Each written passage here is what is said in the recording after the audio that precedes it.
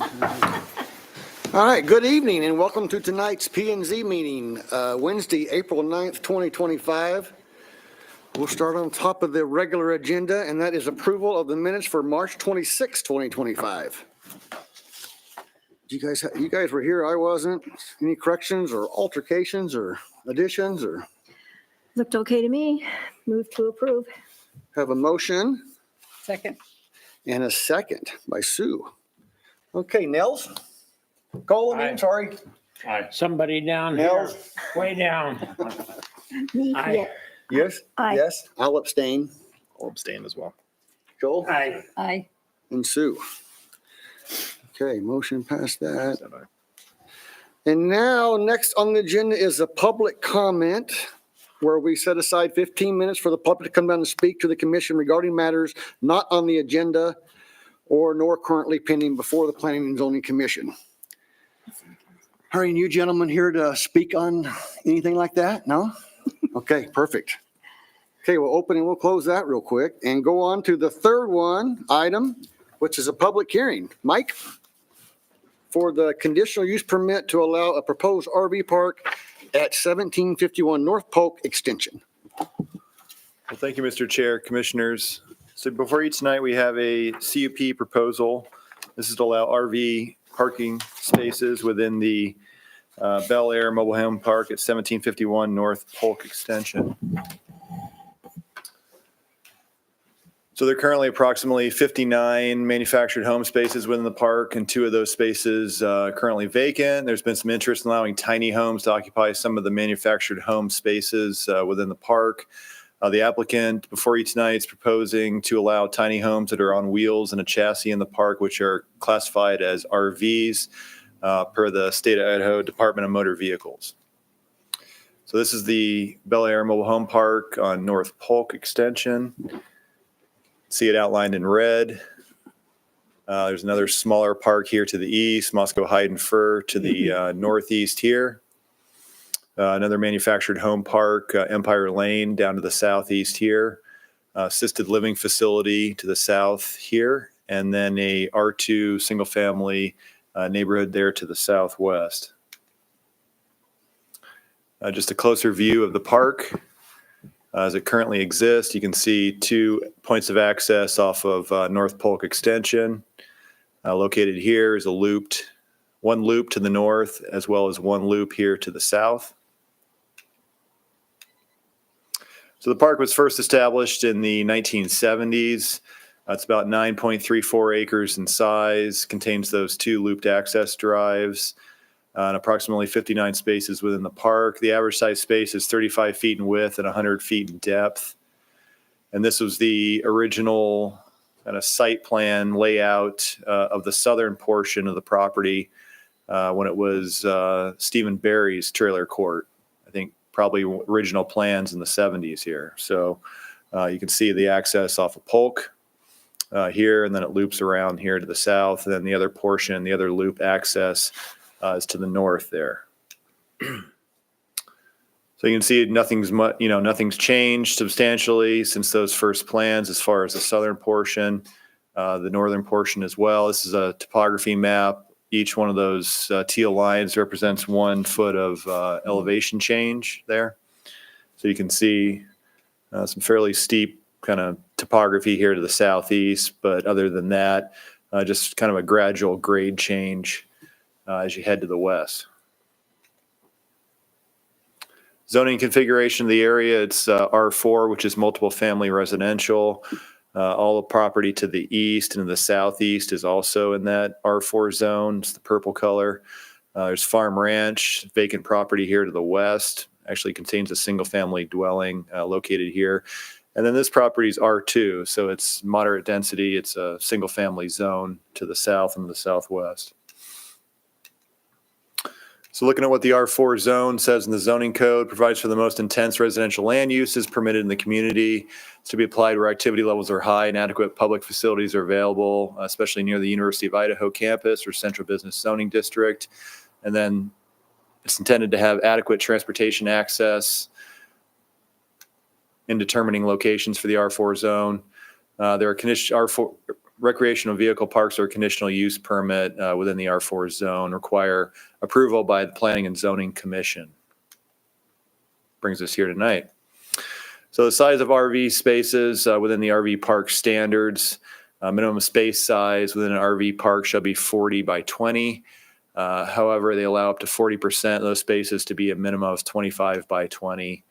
So the majority of the existing manufactured home spaces within the existing park are 35 by 100, and so that exceeds the minimum required for the RV park standards. Separation needs to be at least 10 feet between RVs. Proposed spaces currently have at least 10 feet of clearance, and oftentimes a lot more than that between the existing manufactured homes. Sanitary facilities, essentially toilet facilities and potable water shall be provided at all campgrounds or RV parks that allow 10 or recreational vehicles which are not self-contained. So there's no proposed camping or RVs that are not self-contained being proposed here. So that's NA. Open space, pretty wide open here. So common open space will be provided for each space in the park. This area shall be exclusive of all setback areas shall be developed with turf and trees. Size of open spaces shall be left up to the discretion of the developer. There's quite a bit of open space between the manufactured homes and quite a few vegetation on the outskirts of the park. There is a large open space area in the southeastern portion of the property. However, that is area that has quite a bit of topography. But once again, the standard is essentially up to the discretion of the developer. So I would say that meets that requirement. Refuse is taken care of. Each RV space or mobile home space has a designated roll cart, which is collected weekly to satisfy the requirement there.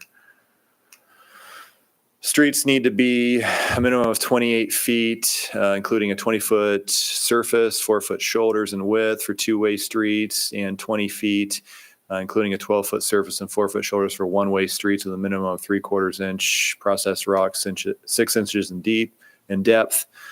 Minimum outside radius of all curves and streets shall be at least 40 feet.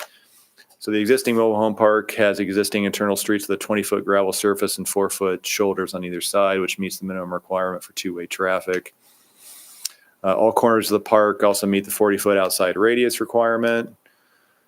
And then utilities, the existing park is currently serviced off existing water and sewer mains that are connected to the city mains. Then each individual RV space currently has connections to water, sewer. Buffer yards, a type B adjacent to any adjoining public streets.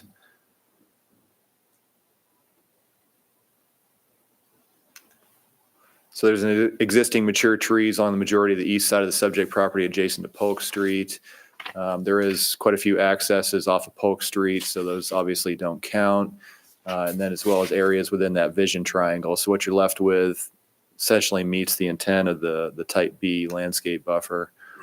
And then adjoining undeveloped land. So there's undeveloped land to the west.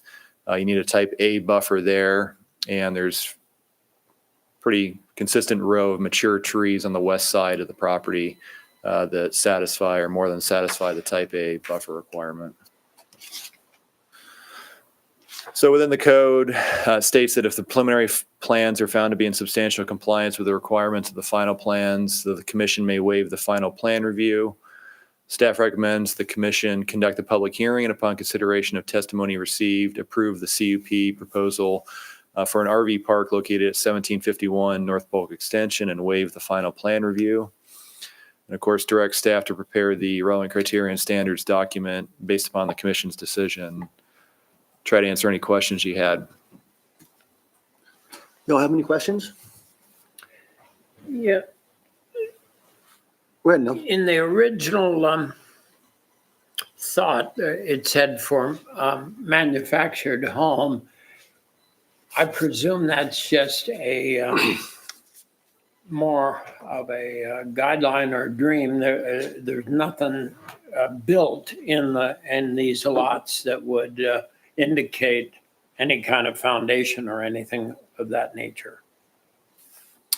Generally, there's not a foundation with the manufactured homes that are currently here, but that's not to say that you couldn't put one underneath some of the manufactured homes. So I was just trying to figure out what the dream was or the idea back in 1970. Apparently, that dream hasn't been entirely fulfilled. I like the idea of a little more diversity in the mobile parks. So was there any, the only other question I had is, was there any requirement to have a neighborhood meeting? Not for a conditional use permit, no. I see, okay. That's it. Anyone else have any questions for Mike? Nope. All right, Mike, thank you. Okay, so we'll open the public hearing and we'll hear from the applicant. What's that? Hi. Just give us your name and address so we can know who you are and we'll go from there. Sure. Steve Burley, 910 East E Street, Moscow. And I'm just here representing JD, the owner of the court. If you have any questions, he's available by phone. As far as RVs, that's just because of the way the tiny home was labeled. So his idea is not to put travel trailers and motorhomes in there. It's tiny homes. So if you have any questions, I can get him on the phone right away. He's in Texas. No. Thank you, Steve. I don't think we have any questions for him. Anyone? Nope. Nope. Yeah, I don't think so. How do you stipulate between how do you word that? What, the tiny Between a home? camper and a tiny home, is that what you have to say or? There's a couple of ways. Most of them are labeled as mobile home park models. That's the way Washington handles them. But they're a tiny home. To me, the difference would be there's no holding tanks, no water storage, Okay. and you have to hook up to power and sewerage and stuff like that. Mm-hmm. It's not like a camper where you're not gonna, there's one out, one I'd looked at, it's on a 1979 chassis, I think it is, but it's built up from there, and it was built in 2018. But it's a tiny home. It's got a full bathroom in the back of it, and it have a bedroom up front and then a living area. But I mean, they're done up really nice with, wood finishes inside complete, and yeah. Yeah, well, thank you. Yeah. Okay, we'll hear from anyone that's in favor. Would that be you? No? Are you general? New guy over at the Palouse Land Trust. It'd be helpful to start showing up at some planning meetings and things like that and see what's going on. So, Well, perfect. I have Welcome. no opinion on it. So I guess that means you're not opposed to it either then, huh? Okay. Well, we will, I guess the applicant probably doesn't have anything else to say, so we'll just close the public hearing and go from there and open it up for discussion amongst us, you guys. Well, I'm ready to make a motion that we approve the CUP and instruct staff to do the reason statement, because the nice thing about this is that it wasn't like a grandfathered thing where everything that was done in the 70s now is out of date and it'd have to be redone. This meets all the standards. This is Just an clean, updated version, huh? clean as far as I'm Yeah. concerned. I agree. I agree. So that's my motion that we approve. Okay, well, I have a motion that we approve this I'll second. in a second. We'll start with Sue. Aye. Joel? Aye. Richie? Aye. Aye. Aye. Sue? Aye. Cole? All right. Good. Oh, and And we have to especially to be included in the motion is the, not to have to do the final review. Not to have to, and how about a relevant criteria? Direct you guys to do that as well, or? She said that. Oh, she did? Okay, perfect. So that's moved and we're done with that? Yay. Okay, easy enough. You got it. Okay, transportation report. Joel? That one's easy. You're welcome, Steve. Thank you for coming. The transportation meeting would normally be scheduled tomorrow, but that meeting is canceled. So, So Uh-oh. we're not transporting anything except the tiny home. right. So I have no further report. Well, easy. That's too easy. Upcoming announcements. So I have a comment. You have a comment? I don't see that down here.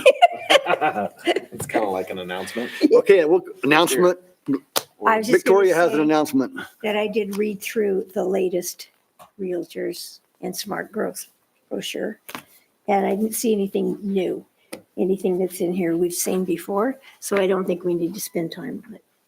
So if you didn't read it, Perfect. you don't have to, I read it. unless somebody disagrees and there's something they want to talk about. I do not. Announcement. Okay. Mike, do you have anything? Not tonight, Mr. Okay, Chair. next meeting is April 23rd. We good for that one? Yeah? I think we'll probably cancel that one. We've got quite a few applications, but I don't think they're quite ready for that meeting. Likely the meeting after that, the first Okay. one in May. We'll put a question mark there. All right. With that said, has anyone got anything else? I will Joel, be go ahead. absent in case that's relevant. You'll Okay, be it absent is. Next week or? The 23rd or The 23rd. 23rd? Okay. Well, I think you're good. That we'll let you go then, I guess. Okay, with that, anyone else got anything? Nothing? Nope. Okay, we'll adjourn. Thanks, guys.